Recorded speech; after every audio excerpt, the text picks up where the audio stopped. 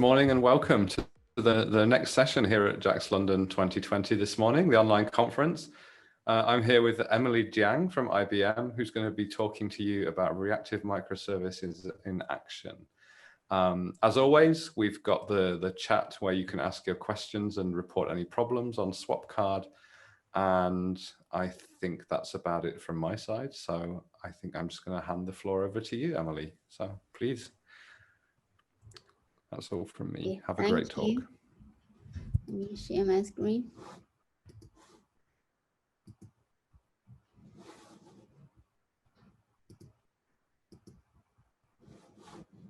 Can you see my screen? It looks fine, yeah. Okay, great. Okay, good morning, good afternoon, good evening. Hello, everybody. Thanks for coming. So in this session, I will talk about reactive microservices in action. So it's, as Chris mentioned, I'm Emily Jiang. I work for IBM. I'm the senior technical staff member. I'm the MicroProfile Architect.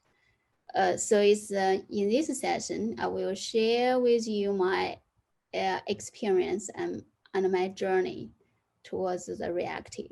So it's basically it's everybody has need to go through the journey from the imperative programming to reactive programming. I share with you how I understand the reactive, how I get into reactive, and what kind of tools I use, what kind of journey and experience I have. Hopefully by the end of this talk, you will understand what reactive is for. Why do you need to consider about reactive? I want to set the stage, so it's not everything need to be reactive. So there's a reactive is here for a reason, but it not fix every problem. So if you are doing imperative, is fine, and is not 100% time you have to convert your imperative programming to reactive. Okay, let's get started. So it's, I will divide this session into into three parts: why and what and how. So why reactive? Let's go back, go back to look at the Synchronous Course. Actually, at the moment, a lot of program, and also in the future, a lot of program is perfectly fine with the Synchronous Course. So obviously, for Synchronous Course is pretty straightforward. Like a user log on to a browser and call a service, and that service is the front end, and maybe it's kind of it will interact with some back end and then get a response. So this is the further explain the flow, like the user type in the URL and then in the browser, and that way send a request to a service. That service might call into a backend and then get a response and return the response back to the user. So this is the kind of the, if you put into the programming point of view, like the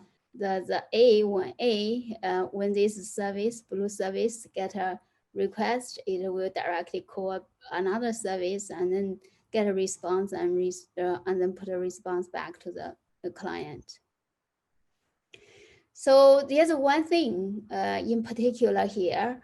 As you can see here, if it takes a long time for this ping service to put a response back, and A will have to wait until B returns, and then it can return back.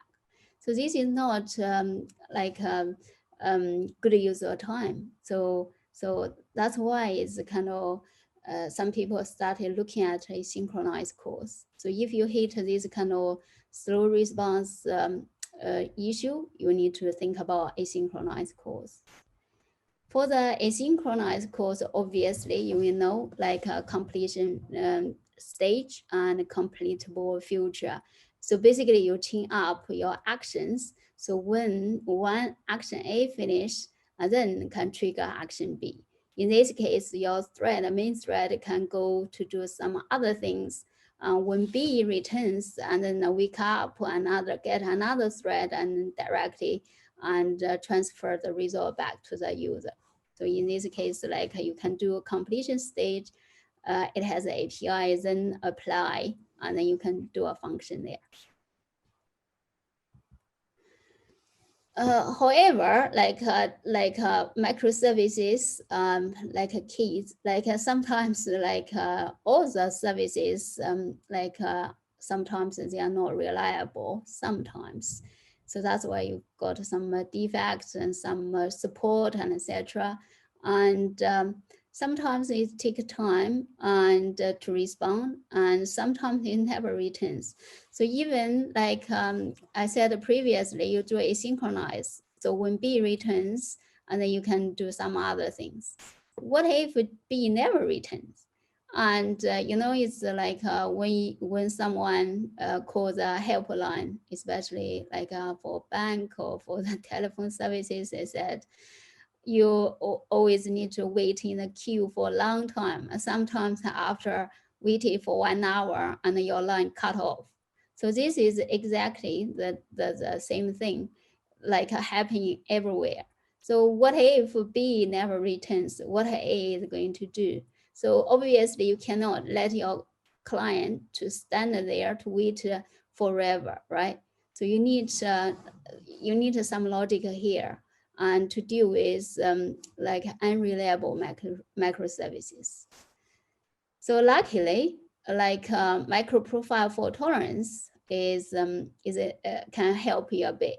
So basically, if you have not heard of MicroProfile Fault Tolerance, and just type browser MicroProfile Fault Tolerance, you can directly see the API and spec and etc. So it has a few annotations like at retry, at timeout, at circuit breaker, at bulk head. So it's a control how many threads you can have, and also has a asynchronous and has a fallback. So in this example here, I could to say at timeout. So if B doesn't return within like 100 milliseconds, I can say at timeout 100 milliseconds, I can do other things. And what if B never returns? So in this case, it's always good to have contingency plan. So you can say at fallback. So you can supply an alternative method like my fallback. So this is kind of put in the real life scenario. So basically, is for example, I send my little boy to go to the supermarket to get some seasoning for me, right? And then it's like I have to prepare. He might forget. He might went to park. He might go to park and come back like after lunch. So I need to make sure like I have a contingency plan. What if he doesn't come back in time for me to cook lunch? So maybe I can also send my daughter later, and who is older, more reliable, and if my son doesn't return like within 30 minutes, I will send my daughter to the supermarket, etc. So this is the kind of uses the example here, real life example to demonstrate, and you need to prepare like a fallback and for some really critical services. The same thing like, for example, if you work for a bank and sometimes you need to do the maintenance. And also, but it's not very good if you have like a switch off the side and user cannot check their balance during the maintenance window. So one is a good solution is during this maintenance window, you might be able to use a cache, use a cache as a fallback. It's at this point in time, your balance was this. So that's a pretty good information for the customer. So this is kind of the fault tolerance. How can you deal with asynchronous calls? So, but I hit another problem here. Even though I use like asynchronous call, and so that is kind of my main thread can go ahead to do other things, and also I use fault tolerance and make sure what if the backend never returns or backend is not reliable, and etc. So the other problem once is run into a synchronized calls is if you directly use the Java API to do the asynchronous, that thread directly from the kind of the main thread pool, it hasn't got any context. So you need a way to like associate context. Like you want to capture context and also restore the context. You need to keep like such as like security context, application context, or sometimes even correlation ID and etc. And sometimes the transaction context. So luckily is I got another solution for that, which is the MicroProfile context propagation. So it provides a way for you to capture the main the context from the main thread, for the main thread here. And then when you get another thread, you can restore that context with this, associate that context with this main thread. So in this case here, like when I call service B, I can capture the context. When service B returns, I got a synchronous call, I can restore the context and continue this journey. So this is helped me. So this is like code snippet here. You can inject the thread context, and then you can do the thread context with context captured, and then you can do the some other underlying kind of follow-on operation.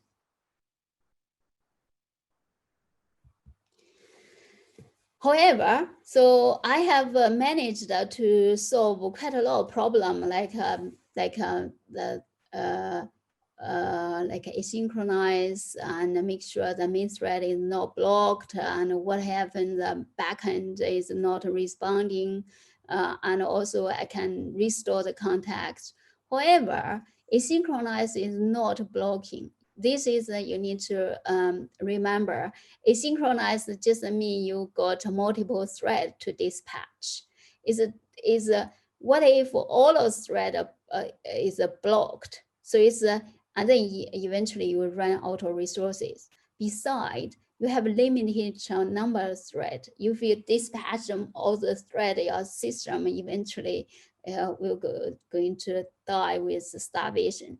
So the essential problem you need to solve is non-blocking.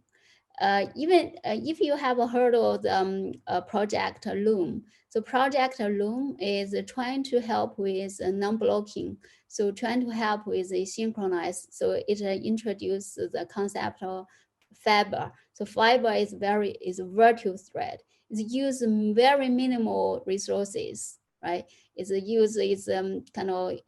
very minimal resource. It's almost like a virtual. However, it still use resources. So that's kind of trying to help with a synchronized and non-blocking issue. So in order to solve the problem and better use the resources, you need a synchronized and also non-blocking. Basically, you need a non-blocking I/O. So this is a full picture here I have so far. So it's basically in my architecture. So for this architecture, I use asynchronous fault tolerance, context propagation, and non-blocking. So this is pretty much quite good architecture already. If I have the direct invocation from microservice A to microservice B. This is a wonderful architecture. So it's very efficient way to use resources, and it's I will not lose anything. All the context is properly, propagated and etc. However, is that is enough? Is that enough? Is I can ignore the reactive. So it's a one day. So I was really happy with all the issues I had, and with all the solutions I had. It was perfect. However, one day I ran into this scenario. What if A doesn't know where B is? Like, you need to talk to B, or you need to talk to C, or you need to talk to D. So the previous diagram, it doesn't work anymore, because that's rely on I know the backend. So what if I don't know the backend? So this is why you need the reactive. So this is a scenario you need to introduce the reactive. If you know your backend, you don't need to worry about this reactive. If you can design a non-blocking I/O, and also is asynchronous to achieve all the efficiency to use the resources. So if you don't know the backend, and then you need to broadcast, and you need to send something, and then hope somewhere will get the message and then respond to you. This is like if you do a if you go to a journey, and if you get lost in the sea, or you get lost in the mountain, you need to call for help. However, you cannot directly call your friends or call your family for help, right? You need to broadcast help, and anybody who can receive a signal, you need to send a signal out, like a fire or some lightning or something, and then people can hear you and can rescue you. So this is where reactive come into play. And okay, so then at this time, I think okay, I need to get myself into the reactive world, and then I need to figure out what is reactive. And then I started Googling. Wow, reactive is really it has many terms, and do my heading. Actually, you have heard of reactive, you have the RX Java, reactor, and observable, and reactive programming, reactive streams. You heard of Java 9, flow, and the back pressure properties also.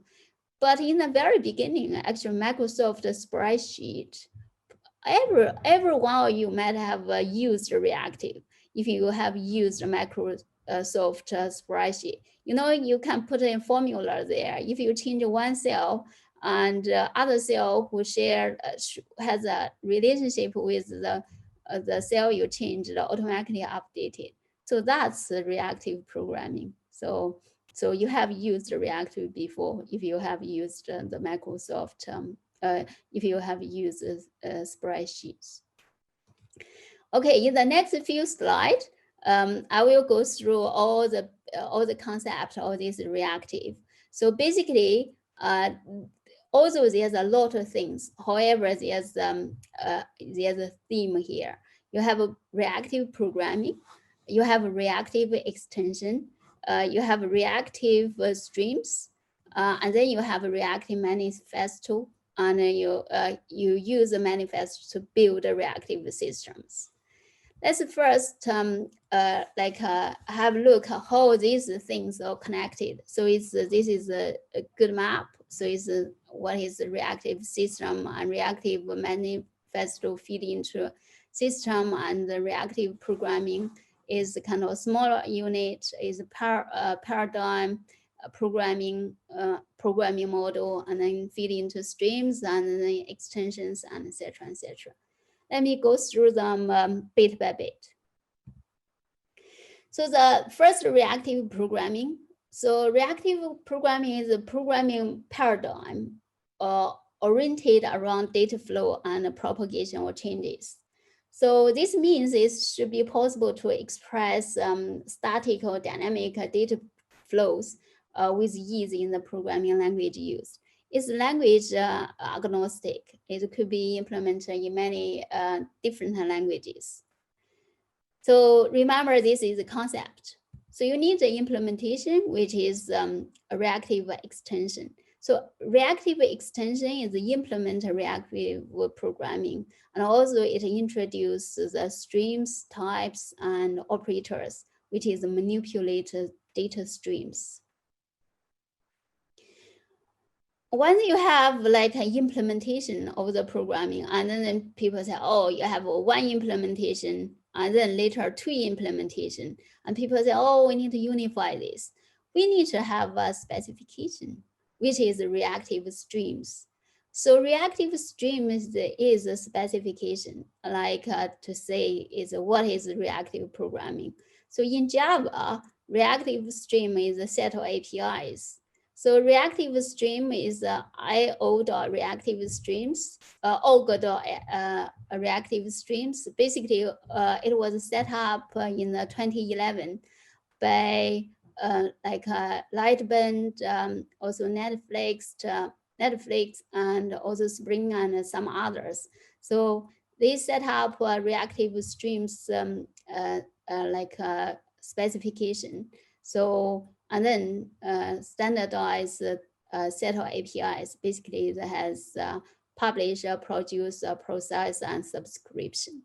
So this is the kind of very simple APIs for you to use. It also introduces back pressure protocol as well. However, we have this is as I mentioned earlier, as I mentioned earlier, we going through all this kind of standardization and come up with like a spec and etc. In Java, actually, we want to get the APIs from JDK. So luckily, and in the 2017, JDK 9 adopted the Reactive Streams API.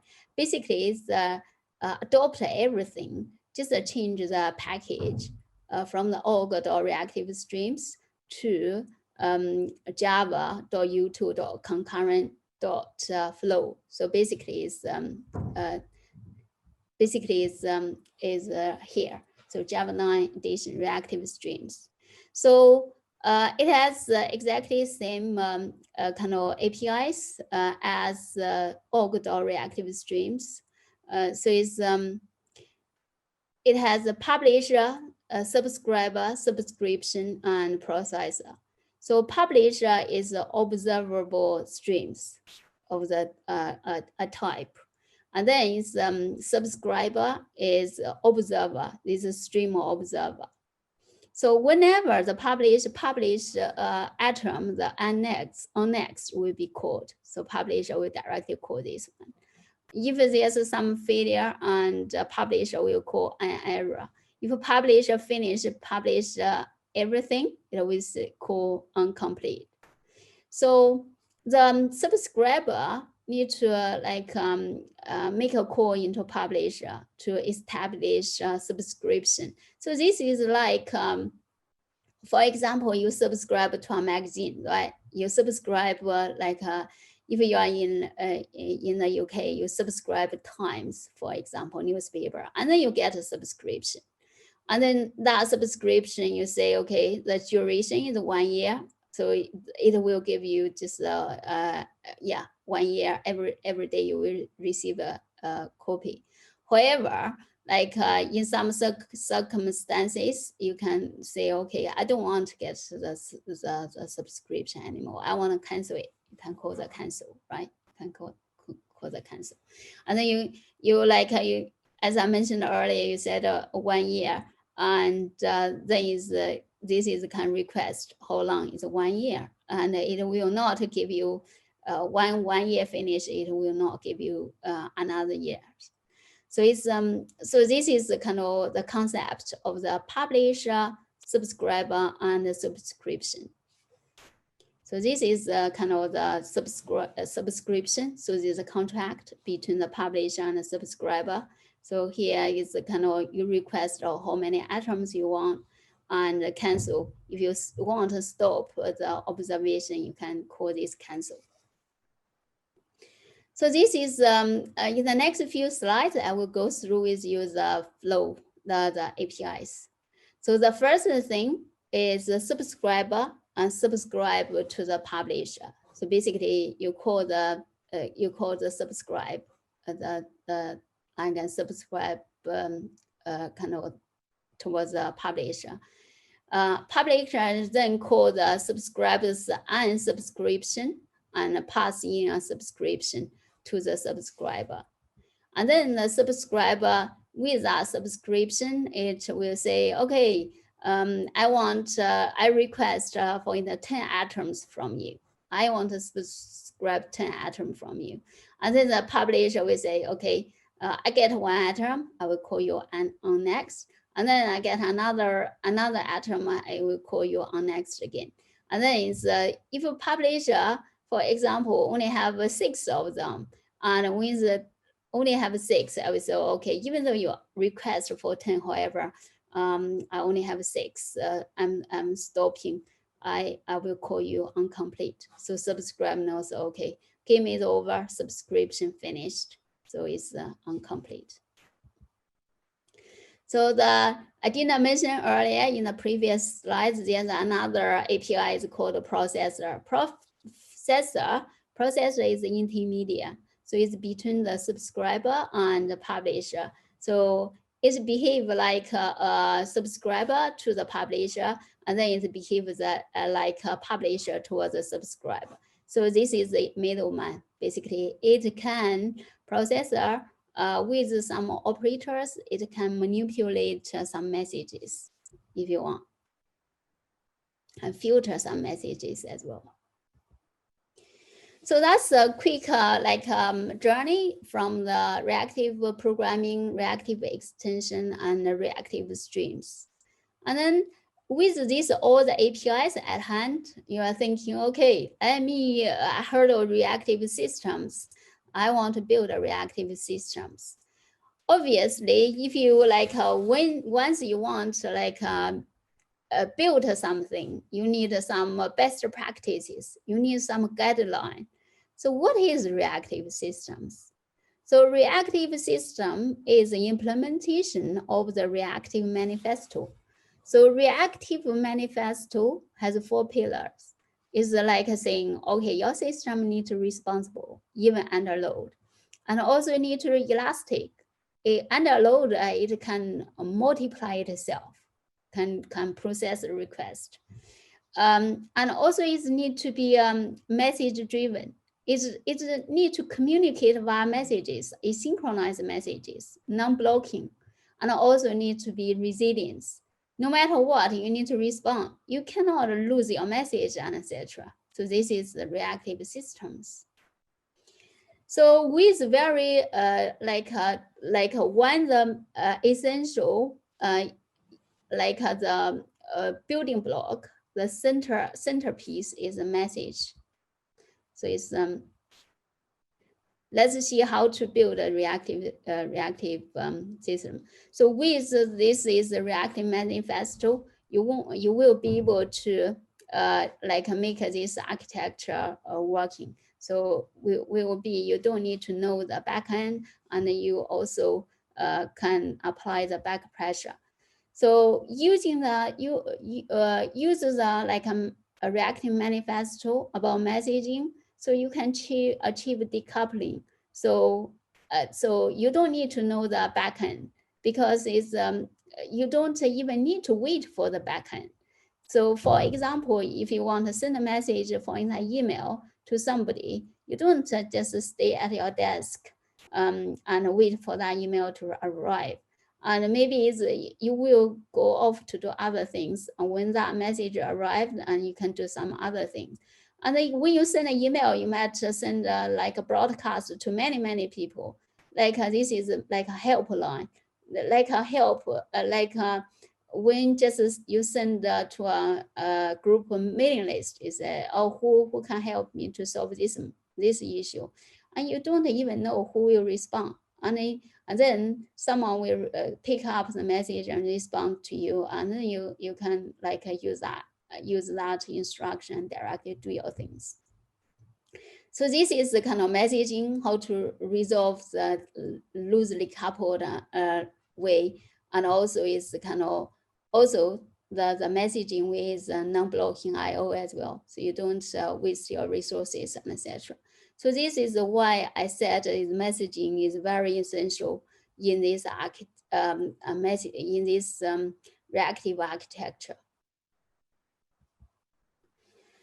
So I mentioned earlier, so you mean Java 9 has the flow of these APIs, and also is the kind of RX Java and also Reactor and etc. has low-level APIs.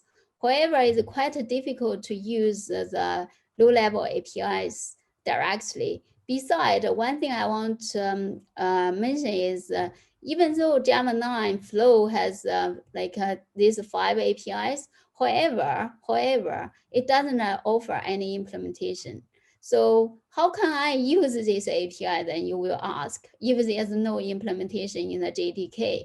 So by using it, you have to use this third-party libraries like RxJava, Mutiny, or the Reactor, and etc. So this is you still need to package the third-party libraries. However, I don't know you, but for me, I really want to, as a Java developer, I want to make my application really kind of small. I don't really want to, bring in so many dependencies and etc. I would like to runtime be able to provide this kind of capability for me, and then I can just focus on sending messages, because I mentioned earlier, like in the Reactive Manifesto, the main part is the messaging. And once I get a messaging sorted, like a resilient and the responsive and etc., I could use Kubernetes and directly manage my pod and etc. I can achieve the same thing. I can achieve the resilience and etc. And also the elastic aspect. So luckily, MicroProfile Reactive Messaging is trying to help you. So by kind of shield you from using low-level APIs in your application, and also give you the concept of the messaging. So what it does is MicroProfile Reactive Messaging introduced 2 annotations. One is the outgoing. So this is your publisher. The other one is incoming. So for me, I don't need to use RxJava, or I don't really need to use Flow directly. So here, actually, this is this publisher is Reactive Streams API. So this is I can say here, actually, I want to publish integer. I want to publish the the stock prices. So it's so I can directly say at outgoing, I send this stock prices to this channel, and then in the consumer is interested in these stock prices, I can just say at incoming. I am the consumer here. I can add incoming. I receive this. This is like a stock prices and etc. In this case, your application is really really neat. You don't you can concentrate on your business logic here. How to produce the stock prices instead of you have to directly use the low-level APIs. So this is what MicroProfile Reactive Messaging is for.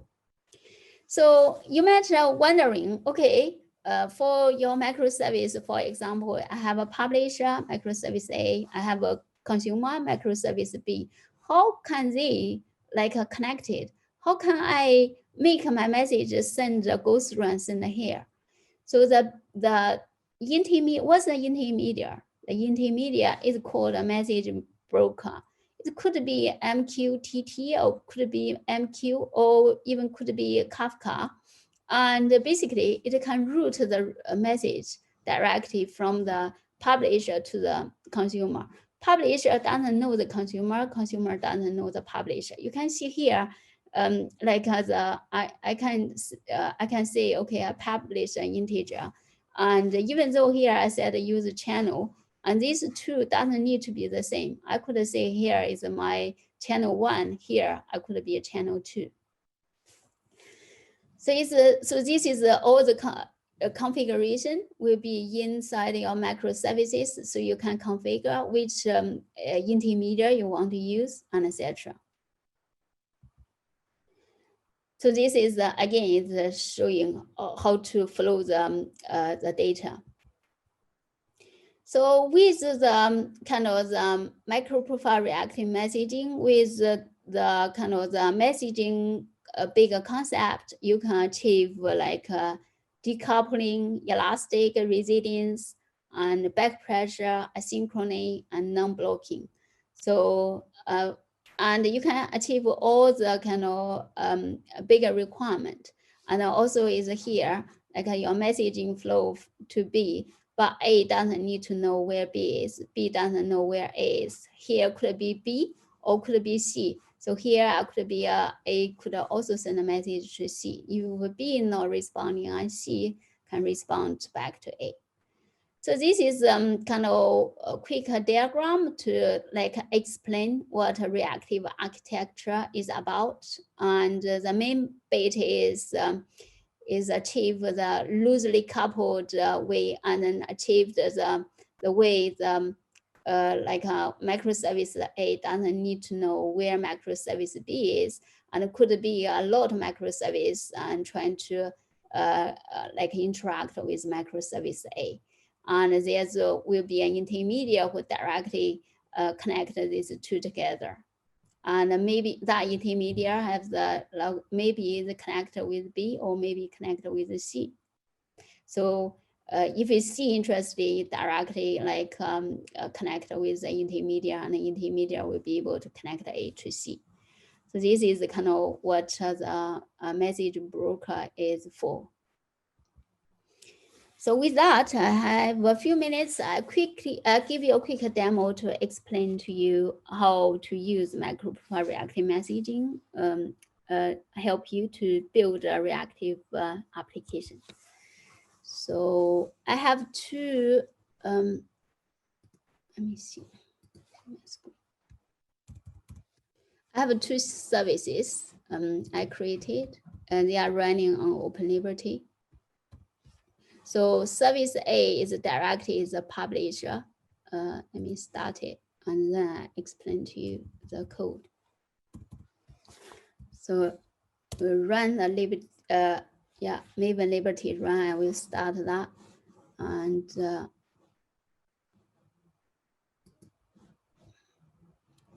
at the same time,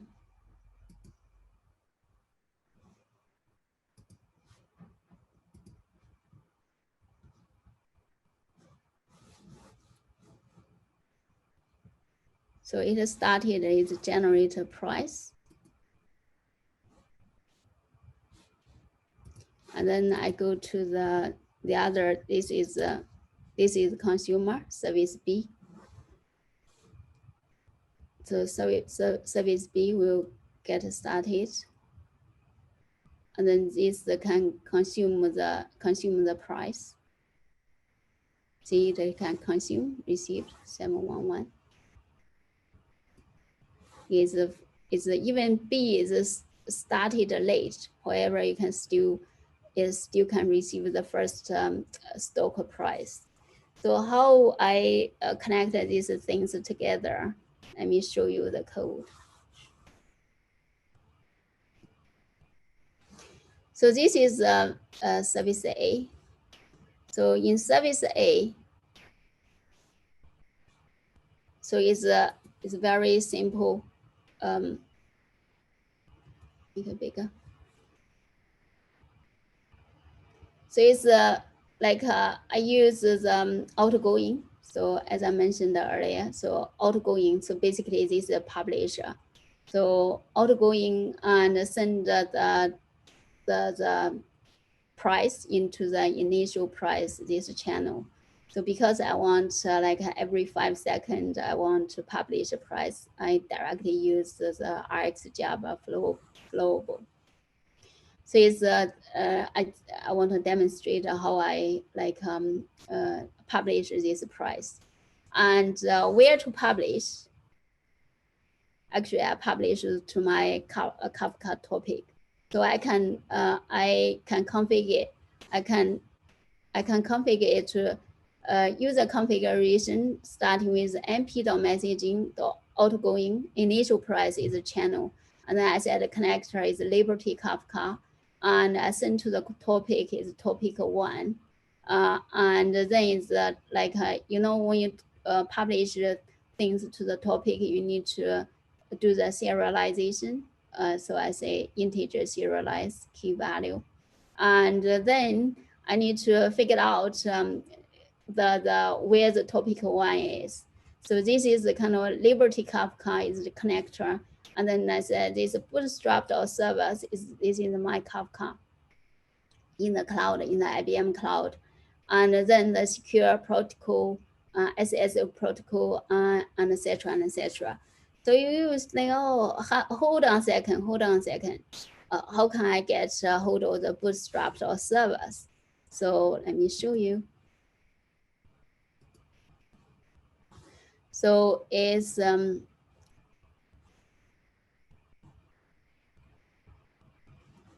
need to get this auto way so I can click my cloud. Yeah. So this is in my IBM cloud here. Time out.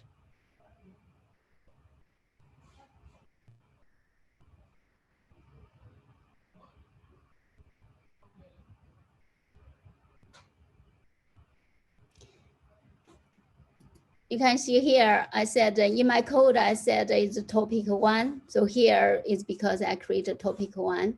And how can I connect to the topic? And here it said, this is the whole thing, like bootstrap servers. And this I directly copy the whole thing here. And also as a SASO, the mechanism plane, and also the security protocol is SASO SSL, and the protocol is TL1 v2. So this is all the information I had here. So it's also in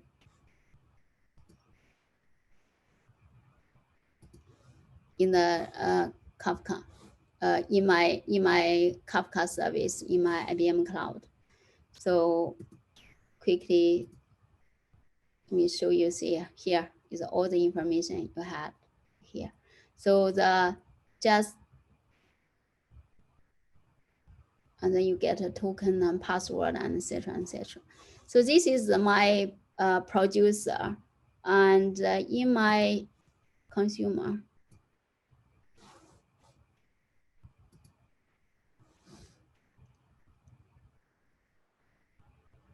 So in my consumer here,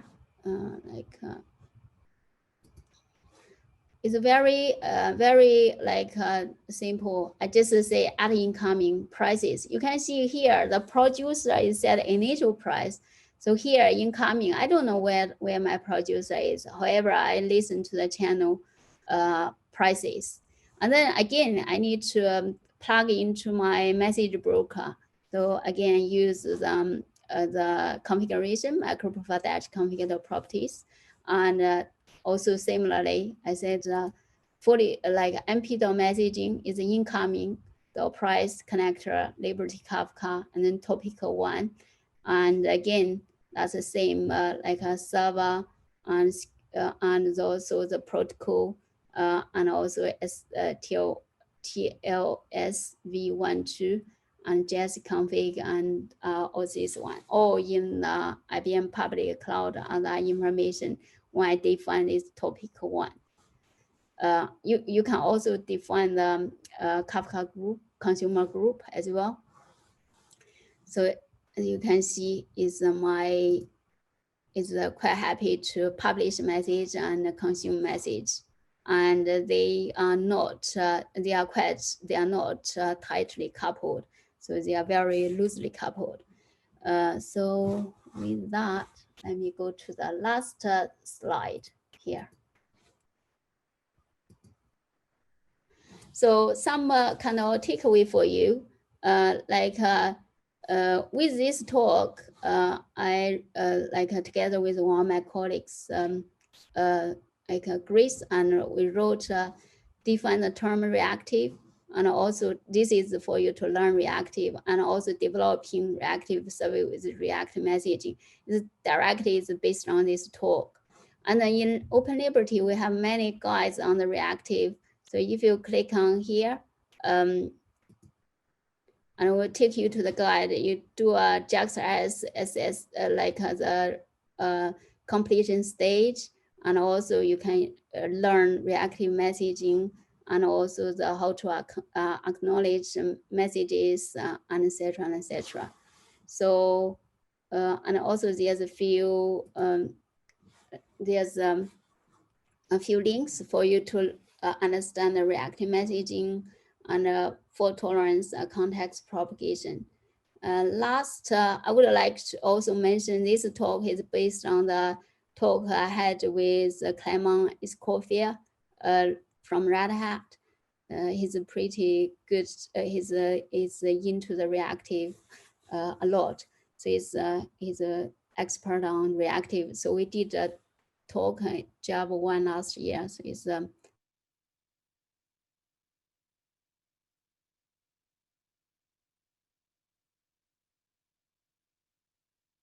enjoyed this this session. So let me stop share to see whether is there questions. You see.